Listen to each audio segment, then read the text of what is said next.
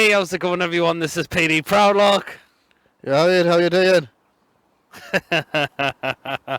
Yes, we're here for the preview for the game on Sunday between Newcastle United against Wolverhampton Wanderers. 2 o'clock kickoff at St James's Park. You're going to be at the game, Archer. Yeah. Obviously, I'm not, because I still have my reasons for not going back. So, taking on a Wolves side that came off the back of a 1-1 draw at home to Southampton. Although there were questions, did they get away with that a little bit, particularly with the penalty that got? It looked a bit of a soft penalty that they got. And we came off the back of a 1-0 away defeat at Chelsea at Stamford Bridge. There was some positives in that game, but the only thing we couldn't do is score and have a shot on target, unfortunately. So hopefully on Sunday this has definitely got to be better. Indeed, it has to be. I think we've got to win this game on Sunday. Obviously, Wolves, they have got Europa League football tomorrow as well in Slovakia, so it all depends to see how they're going to feel when they come back. Depends which players are going to be flying out there playing the game and also travelling back as well, who's there and who will probably be rested for the game against us on Sunday. So Archer, how are we going to go at this game on Sunday then? Do you think it's a must 3-pointer after coming off the back of a defeat at Chelsea? I reckon it is. It's a definitely must win for Newcastle on Sunday. We've got to just go out there and just be positive and just go with it. Just go out and attack. And basically, we need to get three points on Sunday, because the position that we are in a relegation battle is just not good. 9 games in, not good. Do you think you could see it was some positives against Chelsea last week? Defensively, fine. It's just attacking-wise, up front, it's not great. It's awful at the minute. Defensively-wise, like we did okay, because when we were playing at Chelsea, I thought would have got annihilated about 3-4 now or something. But we'll hang on until like the last minute, until Alonso scored for them. But we just need to be a bit more. We need to be more attacking. Yeah. What do you think Bruce needs to change attack-wise? Do you think he needs to drop Joe Linton? Does Joe Linton need a partnership alongside him? Does anyone else need dropping out the side? What do you think? I'm personally looking at arresting Joe Linton. Well, to be honest, I totally agree with you, and I've basically said this since the first time we got Joe Linton. First time when I saw him on the pitch, he was sitting too deep, and he ain't getting no service with Almiron and Atsu. It could be Maximin, or do you think it's down to Bruce's wing-back formation? Yeah, that's what he seems to do. He's playing the same tactic as what Rafa Benitez did, but he's pretending to think, "Oh, I'm the new Rafa Benitez." No, you're not. You're Steve fucking Bruce, a manager that decides to basically get teams relegated. That's what Ashley seems to do. Oh, we've got get rid of Mike Ashley. Not Ashley. We got rid of Rafa Benitez and bring in Steve Bruce, for who's basically more of a relegation threat, who just likes to relegate the teams. Will Bruce change his formation, or do you think he's going to go with the same? Well, it's Bruce, isn't it? So obviously he is can't go for the same, but I think he needs to change the attack. Keep Saint-Maximin. Oh yeah, being brilliant. Like, I'm debating whether I drop Almiron. Some people are considering think that Bruce should do it and maybe have someone with Joe Linton or drop Joe Linton. I would have like Atsu and possibly Oh, see, that's who frustrates me.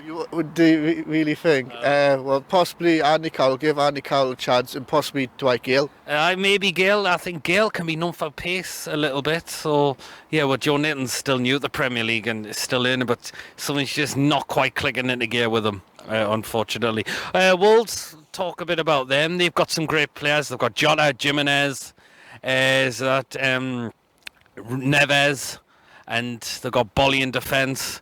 Who he was a story against us last season when we got beat at home, and when debating whether he should have been sent off for an elbow for Perez, and when he scored that equaliser right at the end when we drew 1-1 down at their place as well. So we do have to watch out for Wolves' threat. They can't be a threat. They had a very, very poor start the season, but it looks like they have found themselves a little bit of form now.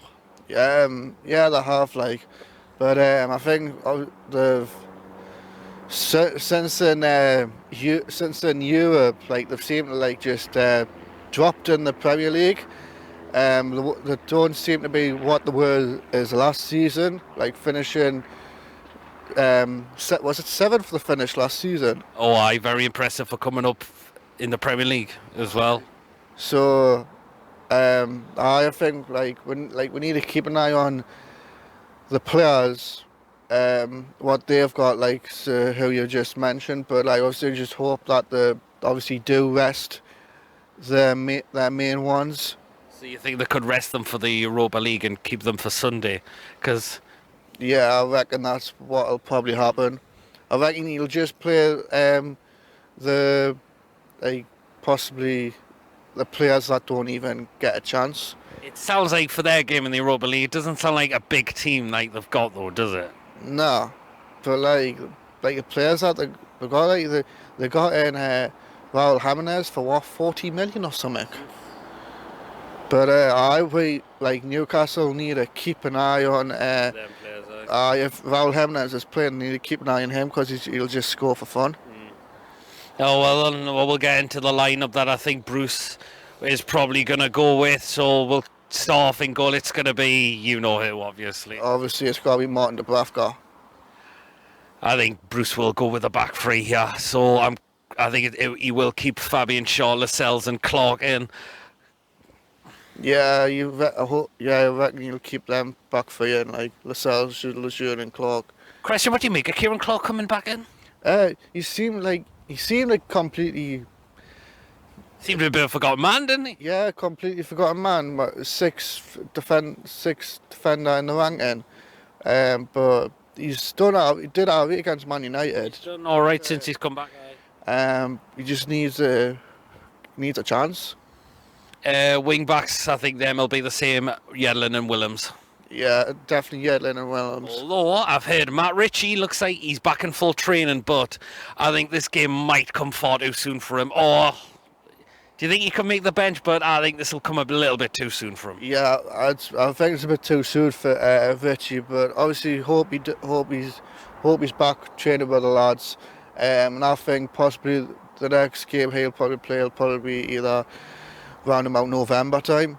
Yeah, West Ham or I forgot who we got after West Ham, Bournemouth. So two centre midfields. I'm going to keep the Longstaffs in.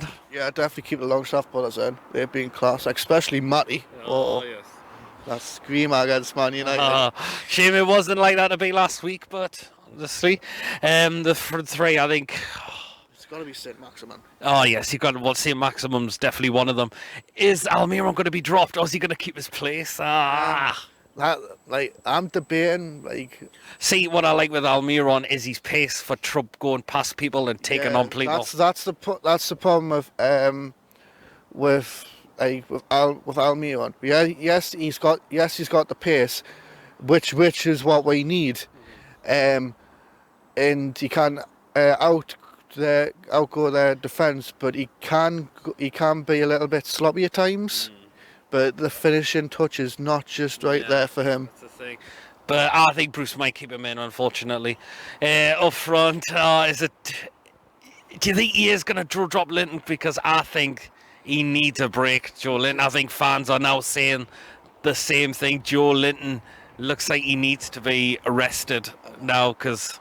I know. Well, I mean, that cross, the chance he had against Chelsea, it was a good cross by Saint-Maximin, and he gets his header all wrong on it. I know. But like, what Joe Linton's supposed to be our number one. Number 9 as well. Our number 9, and he was supposed to be our number 1 top striker or something. But like, he's not. He can't be, man.